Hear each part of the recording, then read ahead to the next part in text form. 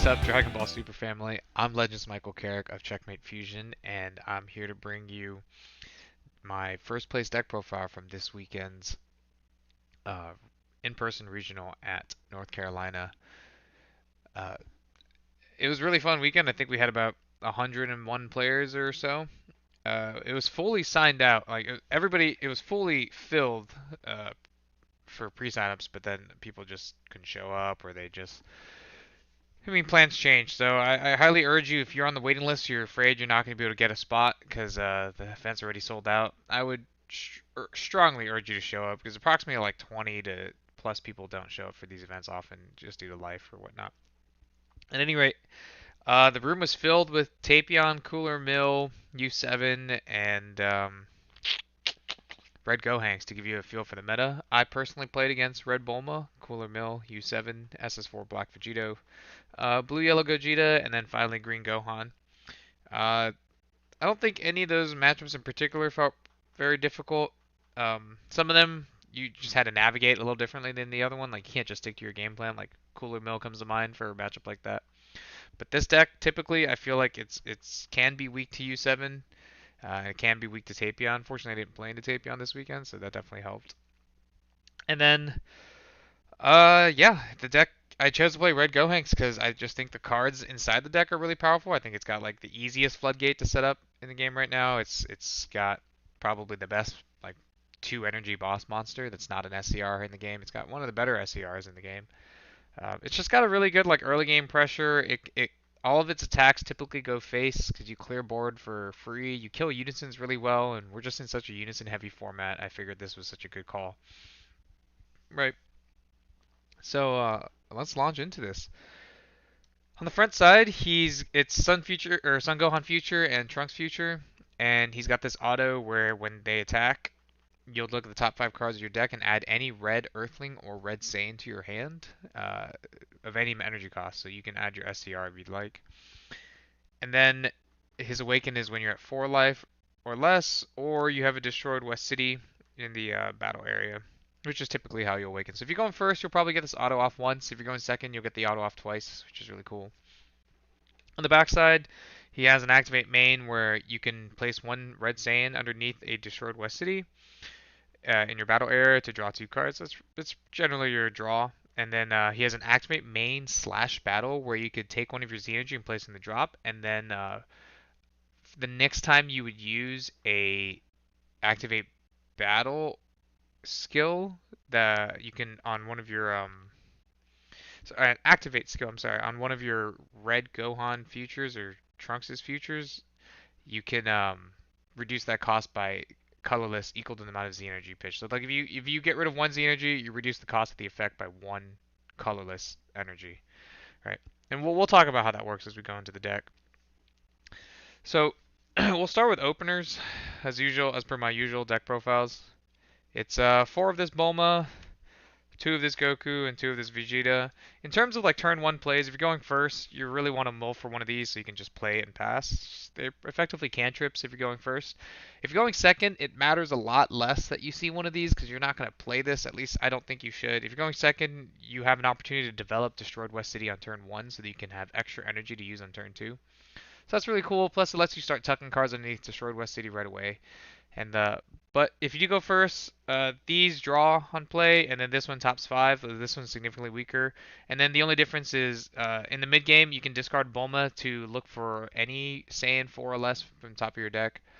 Typically Super Combo or one of the attackers that you could need in the moment. These guys often are just charge fodder afterwards, and same with the Bulmas. If you've already used one and you have like 1 or 2 sitting in the grave, the rest can be charged.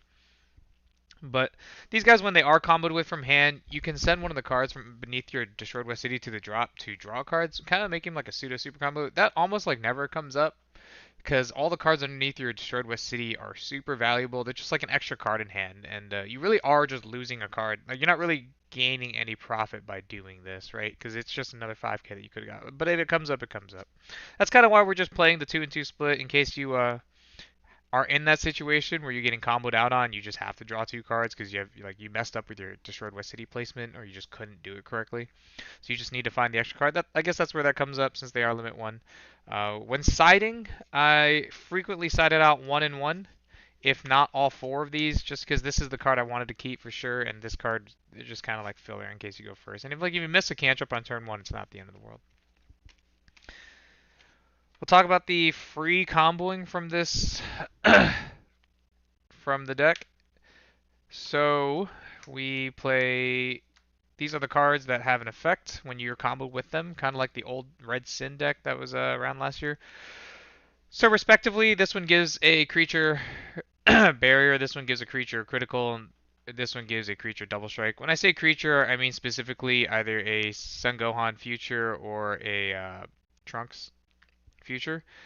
So it can give any of those keyword skills. They're all limit 1, and they all cost 1 colorless energy to trigger.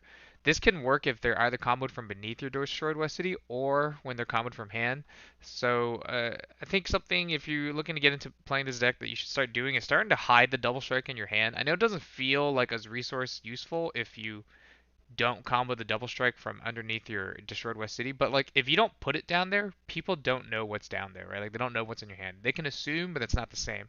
Whereas the crit, like people are gonna play around either way or not, and same with the barrier. These like not as exciting to hide. So these are the ones I would suggest you would tuck. This one I would suggest hiding in your hand. Obviously, if you have to tuck it because you have nothing better to tuck, then you can tuck. And then finally, we have the actual best card to tuck beneath your destroyed West City. Is Trunks Frustration. When you combo this one only works from beneath the Destroyed West City, so that's why you do want to keep this tucked. When you combo with this one from beneath the Destroyed West City for free, you can choose one of your opponent's battle cards and or unisons and reduce their power by 5k for the turn, which is super significant. So versus battle cards and or unisons, this card kind of functions as a 10k combo, which is really useful. All of these can be comboed with from beneath your destroyed West City, turning your destroyed West City into like a second hand. And I probably should have talked about that before I started this deck profile, but I guess we'll go over that now. So destroyed West City is the Z extra that we typically play on 2 if you're going first, or on turn 1 if you're going second. It really only costs 1 energy if you're this leader or the 17-18 leader that came out in the same set. And it costs 1 Z as well, so that's why you want to cantrip if you go first, or you just give up a card if you go second, right?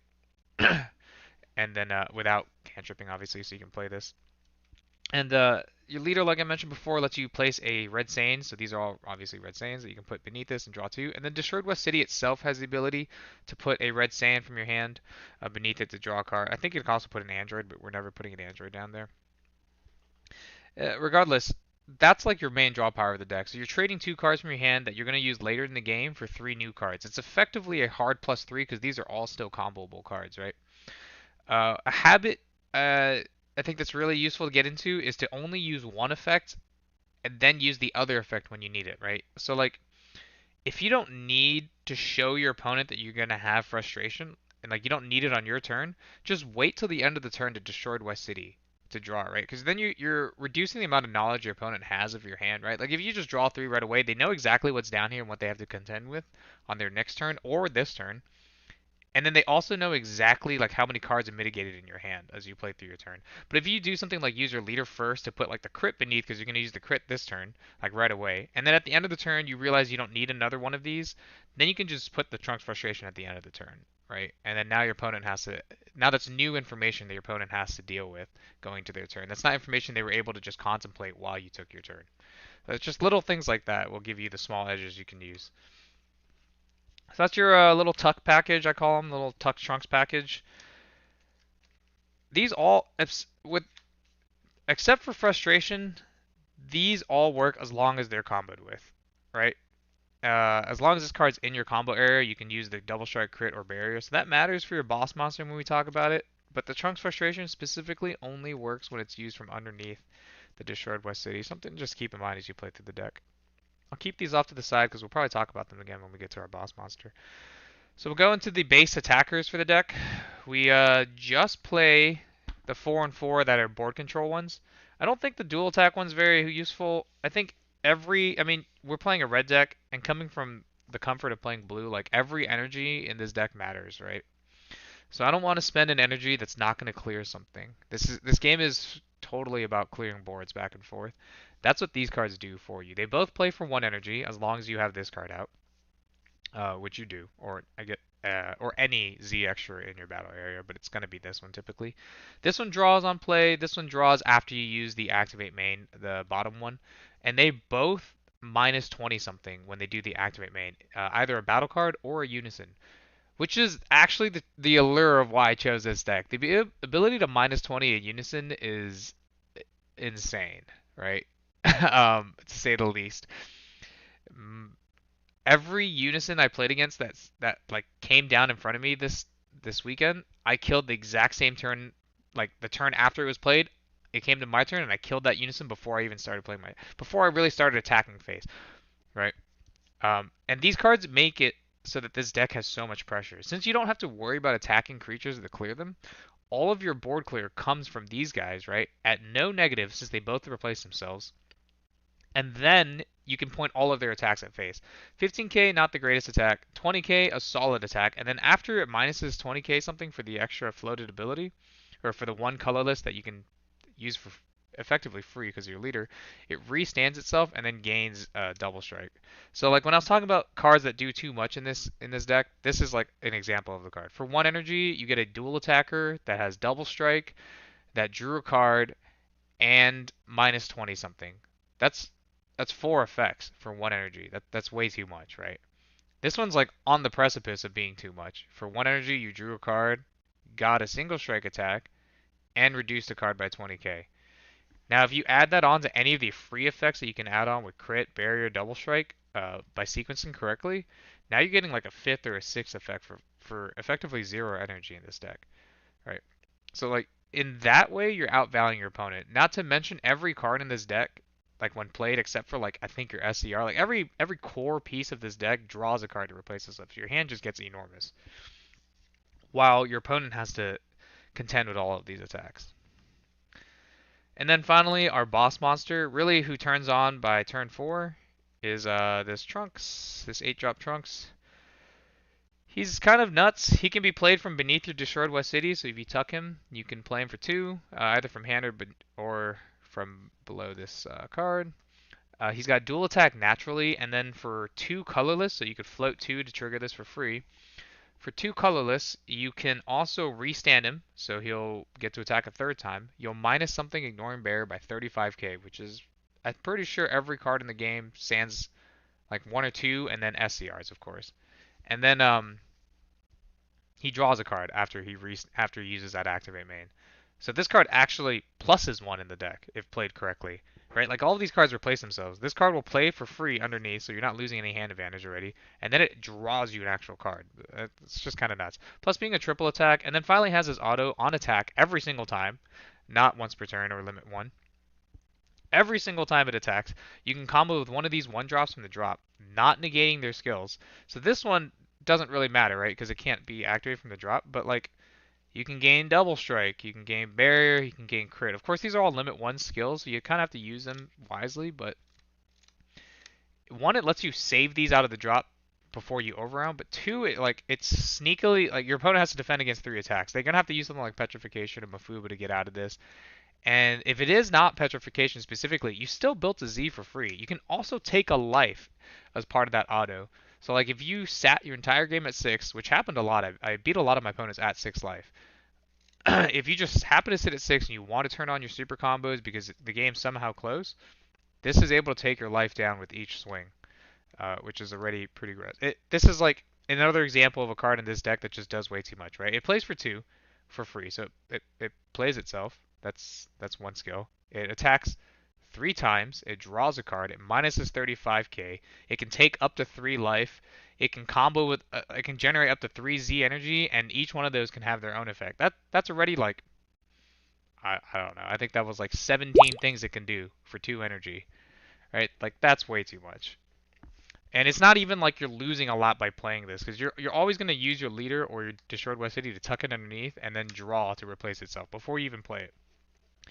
Speaking of, when I mentioned earlier, like you should hide what's underneath your destroyed West City until you need to use it. This is another card like that. Like when I go into my turn 4, I'll tuck something else. Like maybe maybe I'll tuck the critical or the barrier underneath my Destroyed West City. Then I'll play this 4-drop, or I'll play this 4-drop, and I'll start poking with it to see what my opponent's responses are. And then when I'm finally ready to play this card is when I'll tuck it underneath with one of these effects to play it from underneath. Right, that way, once again, just giving your opponent less information to play around is really useful. Also, being a 25k means like under Explosive Dance in the mirror, you can just combo copies of itself from your hand so that you can set up for future attacks. It's a really strong card. And then we'll talk about the other reason I decided to play this deck this weekend. I just think Bulma, the Bunny Girl, is really strong in this deck. So since you're putting on so much pressure on your opponent, right up by turn 2, you can start attacking with both of these, right? With double strikes and crits. It's a 20k, so it's not easy to remove by battle, especially by turn 2 or 3. And even then, like a 15k is not like a free removal, especially because you have like cards you can combo from beneath your Destroyed West City for free to save them. So a lot of people are going to remove these cards through skills. As a result, you can respond with Battle Bunny, whatever this card is. Excuse me. And so, at the cost of them removing your card by investing their energy and resources into investing your card, you float a free blocker into board onto the field who almost always will revive Bulma, the future support. On play, she just draws a card again, which you think is like, wow, that's like not a crazy thing. But if you think about it, for 0 energy, which your opponent invested 1 energy at minimum to remove this card typically, for 0 energy, you generated a blocker, you generated a draw 1, so you dug further into your deck, and you generated a free Z energy. You're going to combo this off at some point, right? So that you can continue your further lines. That's way too much for 0 energy. And we do play the Unison package, so for Videl Encountering Danger, which you'll see later, this also has some synergy with that, but just this was enough to make me feel like, wow, that's insanely productive for like a 0 cost card. Also, it doesn't have limit 1 anywhere on the card, so if you manage to block with this and you haven't been able to combo this off yet, and then they remove this, I think it only triggers if they were. The only thing it can't trigger off is when a Bulma card is removed, and I'm pretty sure that refers to the character name, and this is a Bulma future. So if somebody out there wants to correct me and tell me, hey, you can't do that, just let me know. But this says Bulma, and so if they remove this Bulma after this is gone, because it does have uniques, you do have to wait. I'm pretty sure you can just play another and then revive it again. Otherwise, not the craziest thing. Still is a free blocker that draws a card when they try to push through your board. Absolutely gross. And it's an Earthling, so it's searchable by both your leader front side and this Bulma. Alright. Very strong. Following along with the free defense, we play 4 copies of Testing the Opposition. So since we are playing Explosive Dance, which is typically a pretty weak floodgate in my opinion, if you pair it with something like Testing the Opposition or free blockers, it's really hard for your opponent to set up set up combo or Z energy to push through Explosive Dance. Nothing feels worse than getting Explosive Dance on an attack that cleared one of your creatures, so you generate a blocker, and then on their next attack, you just block. They're not going to want to give you a card out of their hand for a blocker that was already going to die just to be able to get another attack off. And then if they do set that up, like you have testing, right? Like they're just losing cards for free. And that's before you even start super comboing. So this is just like the suite of defense. Excuse me. In many ways, this was just like a control deck for me this weekend. Like there was a little bit of aggression on turn 2, and all my turns, like I can control their entire board and all their unisons for free, practically. And then when it went to my opponent's turn, like I can stun them out of their turn between Explosive Dance and just a bunch of like effectively free counters. What people aren't doing yet, and what they should be doing, is siding Koitsukai versus this deck. There's just I know that's not something you think about versus like Red Gohanks, but you're like, oh my god, they don't really play on your turn. But like, this is the strongest way to play this deck, in my opinion. This package right here. So if you like you Koitsukai, that makes their defense a little weaker. Obviously, that's not great because you still lost that energy, 1 energy, and they're just gonna Explosive Dance you. Then you still have to get through the super combos, right? So like that conundrum, because I was just testing into this deck weeks on end, and just like dealing with that conundrum had me wondering, like, why am I not just playing this, right? So that's the Bunny Girl package. Typical Raditz super combo.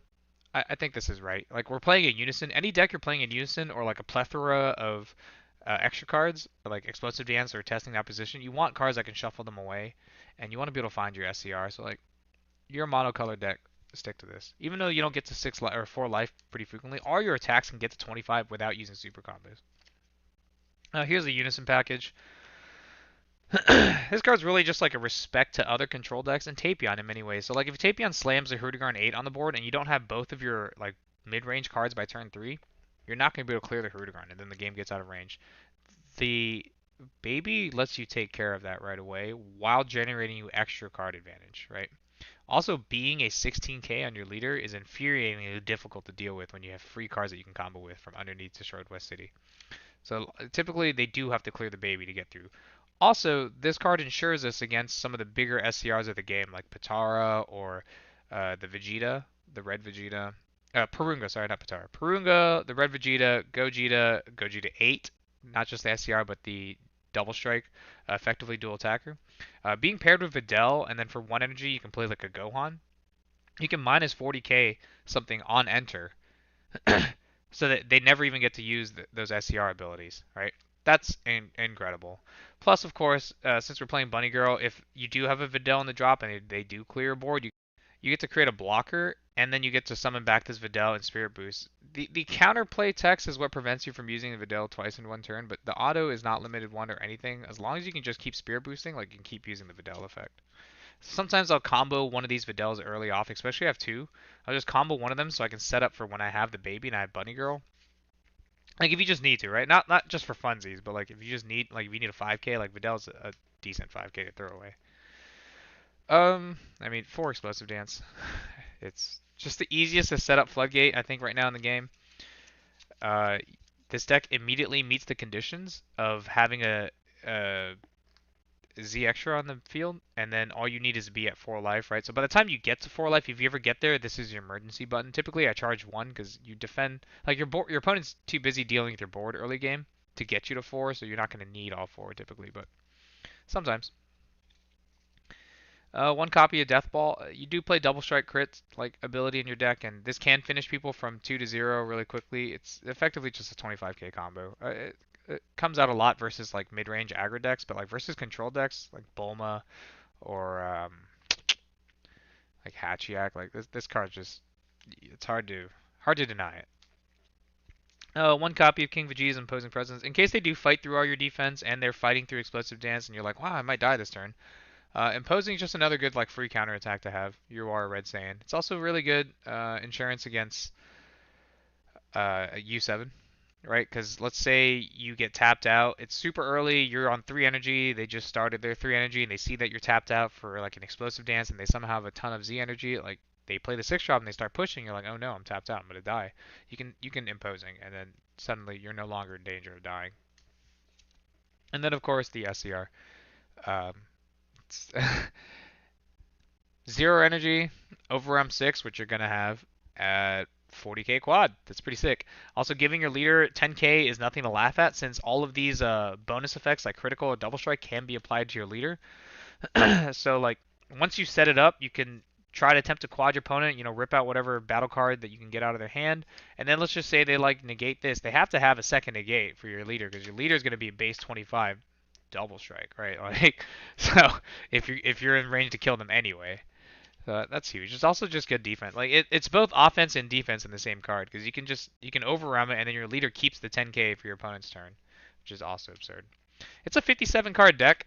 Um, I tried so hard to slim it down, but you do draw an insane amount in this deck, and almost every game you're ending the game at like I don't know, maybe like unless you really just rolled your opponent, you're probably ending every game at like I don't know 9 or 10 cards left in deck, and that's with the 57 card deck, and that's too scary for me, especially versus cooler. Like you end with even less, or if you're in a really really back and forth matchup like Tapion, you're probably ending at like 3 to 2 cards left in deck.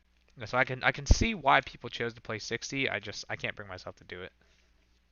If you really think about it, you're seeing like 5 new cards every turn, right? Like 2 from leader, 1 from destroyed West City, and then like 1 from each one of your attackers, right? Like 1 from this, 1 from this. Like turn 2, you're seeing 5 new cards. Turn 3, you're doing this again, so you're seeing 5 new cards. Turn 4, you're probably doing something like this, so you're seeing another 5 new cards. Like you're just seeing that's like 20 cards already into your deck just by turn 4, right?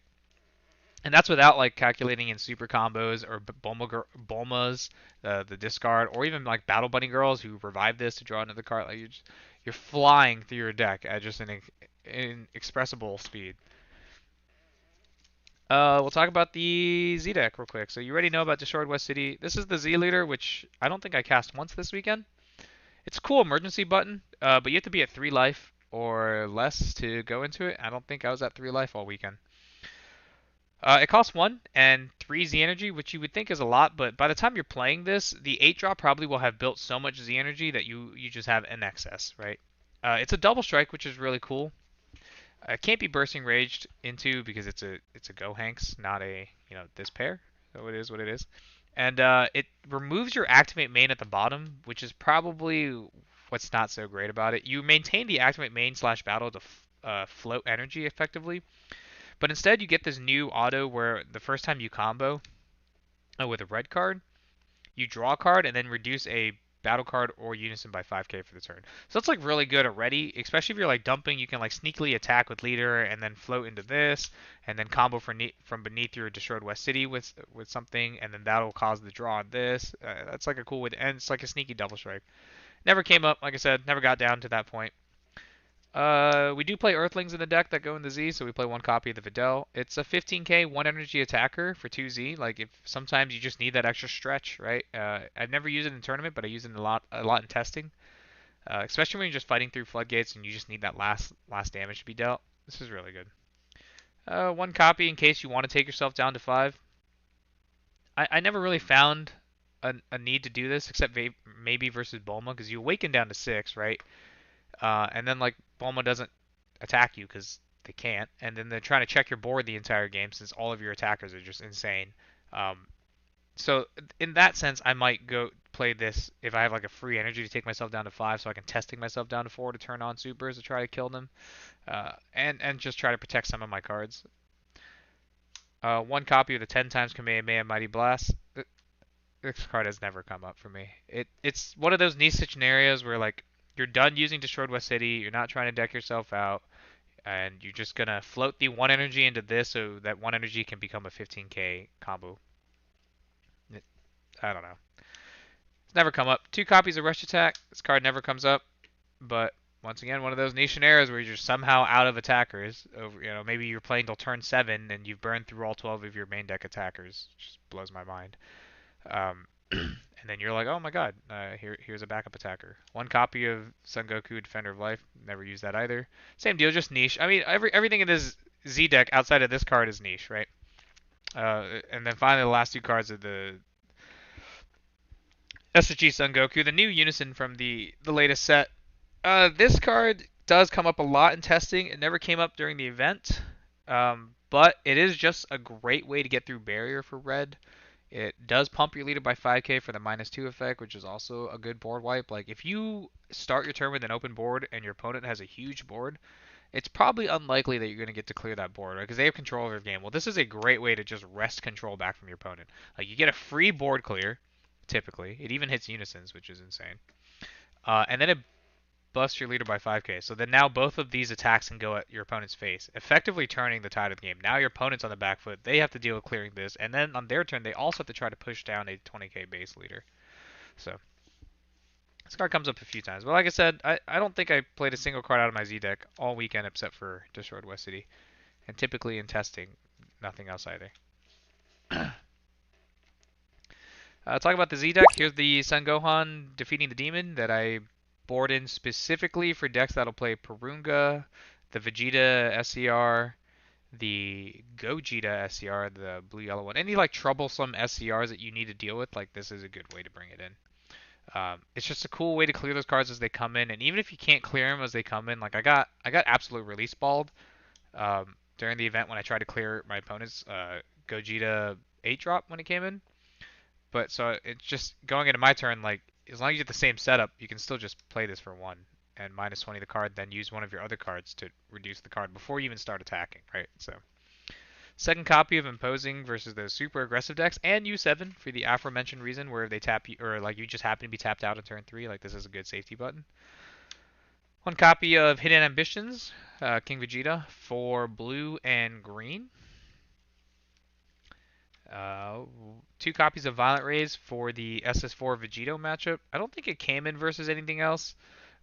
I guess it would come in versus like Rainbow Vegito, but for the meta, this is for SS4 Vegito. Right? Like they have an Overarm that's 30k, they have a Vegito that's 30k, they have an SCR that's over 30k. This typically shuts down the aggression pretty early. 2 copies of Gotenks Unison of Rage. This is for Blue Yellow Gogeta, Android 21, U7, and Cooler Mill. So it's a 15k attack, obviously, for 2 energy, but you can -2 to look at your opponent's hand and rip out any multicolor battle card. Any. Or any battle card with 10k power or less. So for all the aforementioned decks, you're obviously ripping out like Purunga Secret Rare, 21 Secret Rare. If you don't find those, you can just rip out like super combos, which is already a decent investment for those matchups, because those matchups are typically slower than you, so you can afford to play this on turn 2 or 3.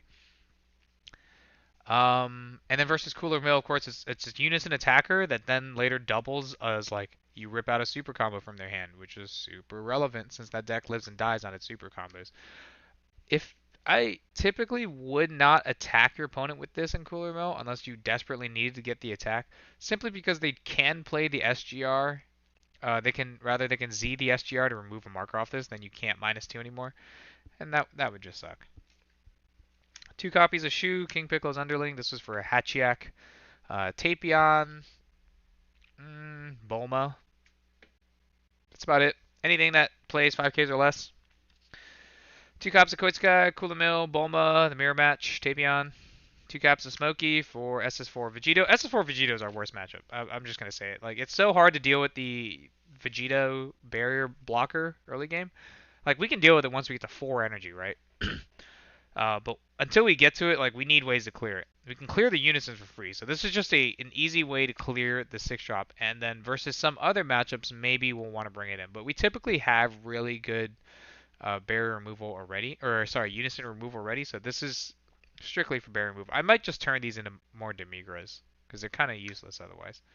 It also hits in U7 the Sin Shenron, which is also rough for this deck to deal with. In fact, this deck can literally never deal with it without Smokey, because they're just going to negate your 8-drop. And then 2 copies of Heavenly Wizard Demigra. Same thing for SS4. You're looking for this card early so you can clear that blocker. So it's not the blocking that bothers you. It's the constant 40k threat of a double strike that's coming at you that you can't clear early game to push your damage through. So this is what this is for. How's my 15 card side? I mean, this format's pretty much over. We have a month of store regionals plus I think 1 more in-person regional in California to play. So if you're looking for a red deck that's super powerful and ridiculously overtuned but might lose to U7 and Tapion, this is the move for you. I think you can outplay any deck with this deck. I think it has just the most tools in the game right now because every card does way too many things. But I think that's on you as a player to figure out how to use those tools. So, at any rate, it was really fun playing that regional. I definitely met a lot more of you. It was really cool to say hi to some of you guys again. And it was super fun playing. It was a double regional this weekend, so some of my friends went and played Fusion World afterwards. Kudos to them. I don't think I would do 2 tournaments in a day. That's exhausting. But it was super fun hanging out with everybody. North Carolina was awesome. We had some all-you-can-eat sushi. Catch our vlog coming out later, for sure. And yeah, dude, shout out to, as usual, shout out to you guys for playing this game with me. It would be, what's the point of playing this game? Nobody's going to play with you, right? And it's super fun hanging out with all of you. Shout out to my teammates at Checkmate Fusion for making me a better player and a better person every time we hang out. Shout out to our editor who works tirelessly on these videos and pushes out all this content for you guys and for us. Shout out to my crew in Fort Walton Beach who, deal with me always wanting to play card games. I'll play every deck. So thank you guys for hanging out with me. And yeah, shout out to everybody I've met along the way that makes this game so much fun. I will catch you guys, if not sooner. I will hope to see you guys in California.